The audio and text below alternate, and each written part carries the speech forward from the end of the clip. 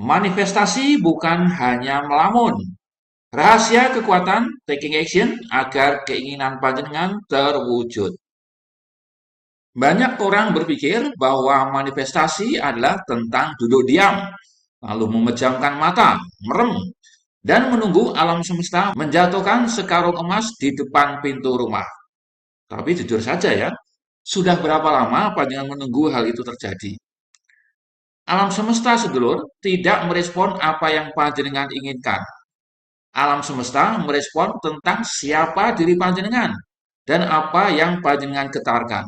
Dan rahasia terbesarnya, getaran paling kuat di dimensi fisik ini bukanlah sekedar pikiran saja, melainkan tindakan atau action.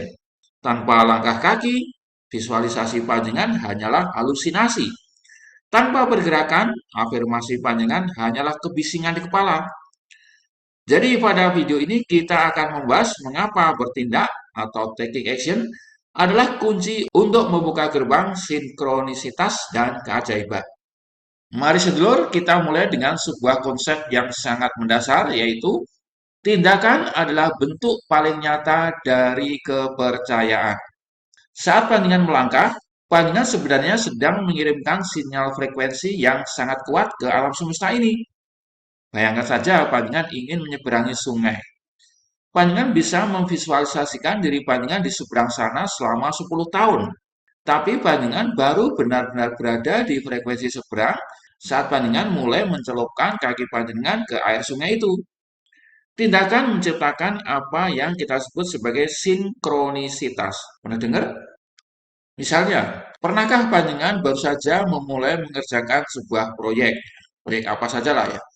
Tiba-tiba seseorang menelpon panjenengan untuk menawarkan bantuan. Tanpa panjenengan sadari itu, tanpa panjenengan undang itu. Itulah sinkronisitas. Ya, dari kata sinkron ya. Alam semesta tidak menggerakkan roda keberuntungan untuk panjenengan jika panjenengan sendiri tidak memutar kuncinya. Tindakan panjenengan adalah magnet yang menarik kejadian-kejadian kebetulan yang ajaib seperti itu, para sedulur.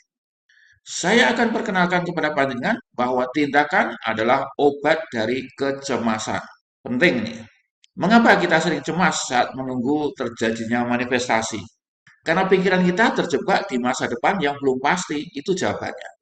Kecemasan adalah vibrasi rendah yang justru akan menjauhkan apa yang panjenengan inginkan. Tahukah panjenengan cara tercepat untuk membunuh kecemasan saat manifestasi itu? Gerakkan tubuh panjenengan, ya. Obahke badan panjenengan, obahke tangan panjenengan, obahke sikil panjenengan. Jadi saat panjenengan bertindak, sekecil apapun itu ya, panjenengan memindahkan energi dari kepala yang penuh ketakutan itu, penuh kekhawatiran, kecemasan itu, memindahkan energi itu ke tangan dan kaki yang sifatnya penuh penciptaan, ya, kreasi. Tindakan ini memberikan bukti kepada pikiran bawah sadar panjenengan bahwa panjenengan sedang melakukan sesuatu. Ini akan memberikan rasa kendali dan keamanan. Saat panjenengan sibuk menanam benih, panjenengan tidak waktu untuk khawatir apakah hujan akan turun atau tidak. Nggak kepikiran itu. Tapi di fase seperti itu, panjenengan bisa percaya pada prosesnya. Lain daripada itu, para sedulur, tindakan akan mengaktifkan apa yang disebut sebagai inner guidance atau bimbingan batin, bimbingan ilahi. Banyak kan dari kita menunggu petunjuk sempurna sebelum bertindak untuk melakukan sesuatu. Padahal petunjuk batin atau inner guidance ini atau bimbingan ilahi itu akan bekerja seperti halnya GPS mobil atau GPS motor panjenengan. Tahu nggak GPS? Itu loh Google Map itu loh. Seperti kalau panjenengan numpak numpak ojek gitu ya. GPS tidak akan memberikan instruksi panjenengan harus belok kanan atau belok kiri atau maju 100 meter atau maju 50 meter. Jika panjenengan diem saja, jika motor panjenengan diem saja atau mobil panjenengan tetap ada di tempat parkir di garasi. Ya enggak? Oleh karena itu, panjenengan harus menginjak gas terlebih dulu. Saat panjenengan mulai bertindak, sistem navigasi internal panjenengan yang ada dalam diri panjenengan akan mulai aktif. Panjenengan akan mendapatkan intuisi atau ide-ide baru atau bahkan pertemuan yang tidak terduga. Jadi jangan menunggu jalannya terlihat jelas dulu dari awal sampai akhir, sampai tujuan. Cukup lihat 1 meter di depan panjenengan, lalu melangkah saja. Dan biarkan bimbingan batin ini menerangi perjalanan berikutnya.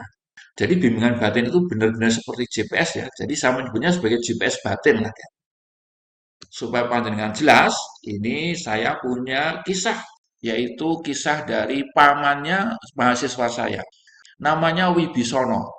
Dia sukses menjadi pengusaha air galon setelah dia kena PHK dari kantornya.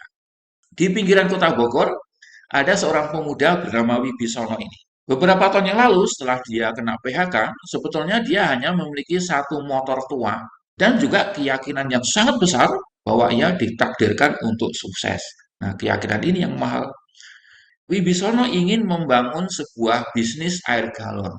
Dia tidak punya modal besar, punya gudang juga tidak. Apalagi armada truk, ya punyanya warung kecil aja. Banyak orang di posisinya mungkin hanya akan bermeditasi meminta modal jatuh dari langit. Ya mau gedebuk, mau karpe begitu ya. Tapi Wibisono ini paham hukum manifestasi yang sesungguhnya.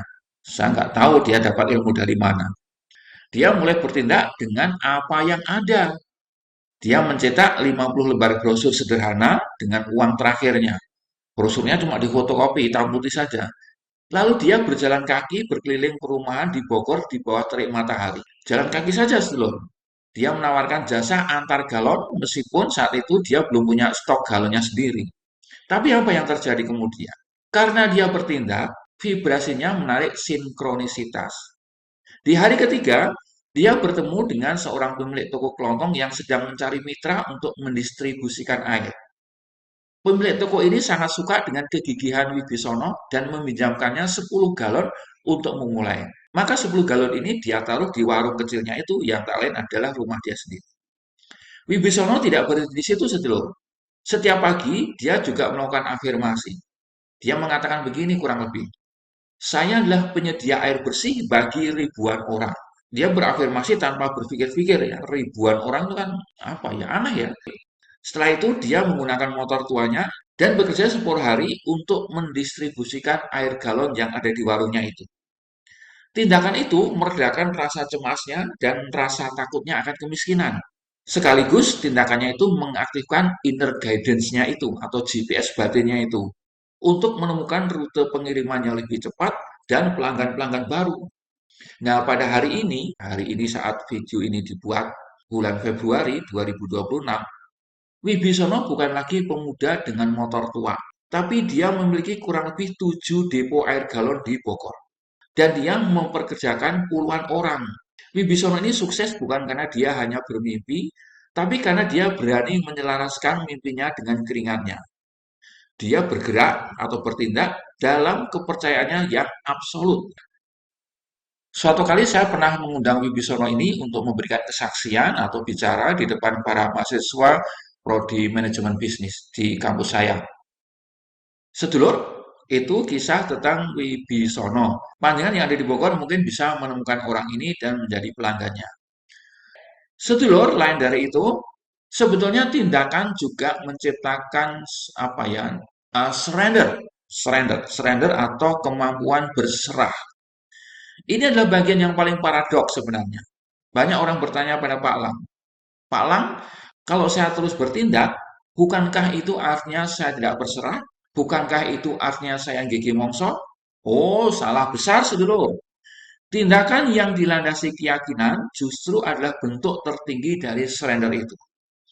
Saat panjenengan memberikan usaha terbaik panjenengan, panjenengan sebenarnya sedang berkata kepada Tuhan atau kepada alam semesta, ini adalah bagianku Tuhan. Aku sudah melakukan semua yang aku bisa di dimensi fisik ini. Sekarang saatnya aku menyerahkan selebihnya kepada kekuasaan. Selanjutnya panjenengan merasa tenang karena panjenengan paham bahwa tugas panjenengan sudah selesai. Selebihnya adalah urusan Gusti Allah. Panjenengan melepaskan keterikatan pada hasil karena panjenengan sudah puas dengan proses tindakan yang menjadi kewajiban panjenengan sendiri. Inilah kondisi flow atau mengalir, di mana keajaiban seringkali muncul secara tiba-tiba, tanpa diduga, tanpa dinyana, tanpa dikira-kira. Jadi, para sedulur, apa langkah kecil yang panjenengan tunda hari ini? Apakah itu menelpon calon klien? Apakah menulis halaman pertama buku panjenengan kalau panjenengan adalah penulis? Atau sesederhana merapikan meja kerja untuk menyambut kelimpahan? Ingat sedulur, manifestasi ada tarian antara niat dan tindakan. Ya, keselarasan antara niat dan tindakan. Jadi jangan biarkan impian mati di dalam kepala saja, hanya gara-gara pandangan terlalu takut untuk melangkah. Jadilah seperti sahabat kita, Mas Wibisono. Milikilah keyakinan besar, sebesar gunung. Tetapi tetaplah melangkah meskipun hanya 1 senti saja. Dunia tidak butuh lebih banyak pemimpi yang tertidur kok. Dunia butuh pemimpi yang terbangun dan berani mewujudkan mimpinya menjadi nyata dengan bertindak. Sampai jumpa di lain video. Salam seger waras.